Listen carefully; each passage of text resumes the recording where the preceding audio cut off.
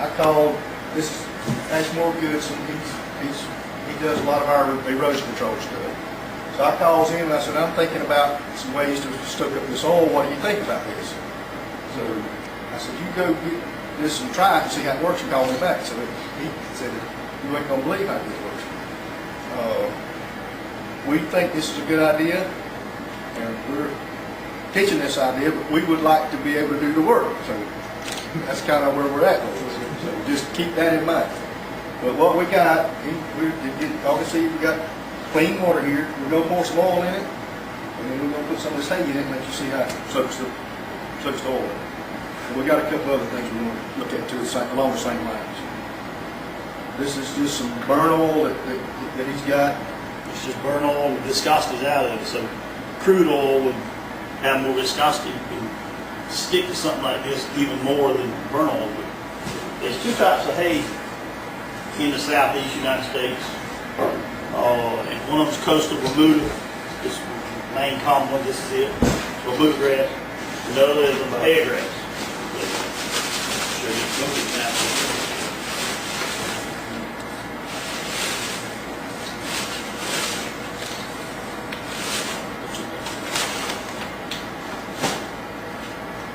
If you just simulate wave, you know, this is, I'm only going to do this for just a few seconds, whereas it can stay in the water for hours and hours and hours, maybe days.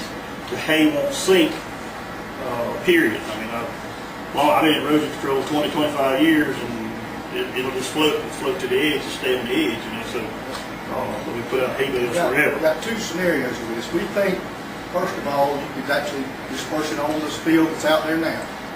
It'll soak up the oil there now. You've got skimmers that come along and skim up the hay, or you could use the shrimp boats out there with their nets to pick it back up, or something along that line. Or if it washes up on shore, it's going to be just like seaweed, and then you take conventional beach cleaning equipment and you just pick it up.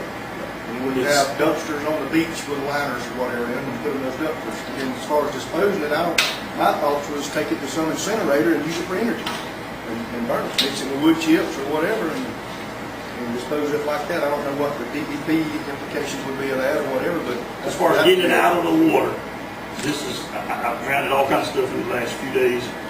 This right here is about as green and about as simple as it gets. Now this is just in a few minutes. Now pay no attention to what's around the edge. There ain't no bowl out there in the ocean. There ain't no edges, so this stuff's going to float and mess around, flop around in the waves. You take a little bit of hay right there. Look what's attached to it.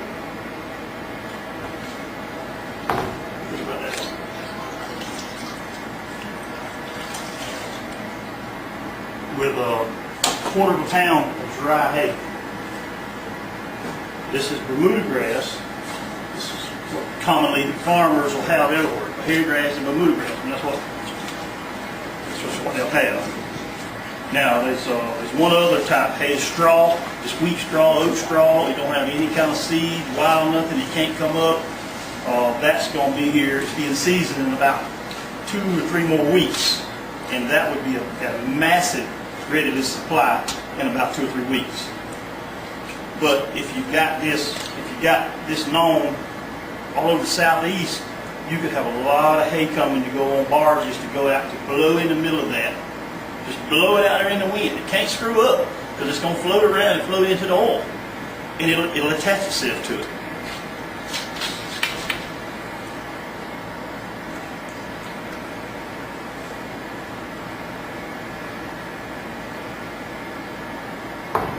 That's a lot different than when I poured it in there. Now I can take a little bit more hay and clean it right on up.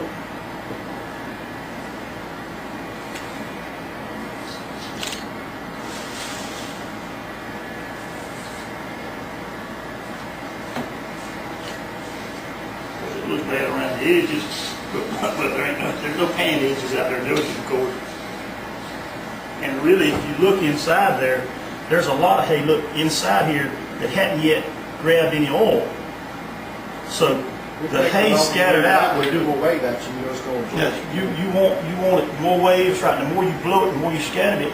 Each one of them can pull a lot of oil out. I done it so fast. You got some pieces there, some that's scooped like it should be right there. I got some that ain't hardly got any oil on it because I hadn't left it in there long enough. you had mentioned it forming a hard cement like, but when I look at this, it looks like it's hay with oil on it, and I put my hand on it and got a bunch of oil on it, so is it, could you clarify what you meant by, it seems that, what am I trying to say is, it's not really being absorbed in the hay, it's just on the hay. It's right, attach itself to it. And that's all you want to do is attach it to something so you can get it. If it makes it to the beach, worst case scenario, it's going to end there at high tide. That's where it's going to be sitting. And it'll stabilize right there and be in the hay. So you take this beach seaweed equipment that's pretty readily available. They'll run along there and just roll it, pick it up, go right in. The oil's coming up. If it washes up there without being attached to something, you got it in the sand, you can't get it. In other words, you got a mess to get it. So this would skim it more off the top of the sand as opposed to removing more of the sand. That's right. That's right. You just skim it, and the sand jiggles down it just like getting the seaweed stuff with seaweeds on the beach. But you don't start there. You preemptive. You go deep out there where it's at with barges and stuff, and blow this into it, and it'll be mixing and churning. And then you can put people with nets. Big round bales of hay that you put in a blower, and it actually chops it up and blows it out there in this form. So you got a lot of hay here that's still clean because there's no more oil left there.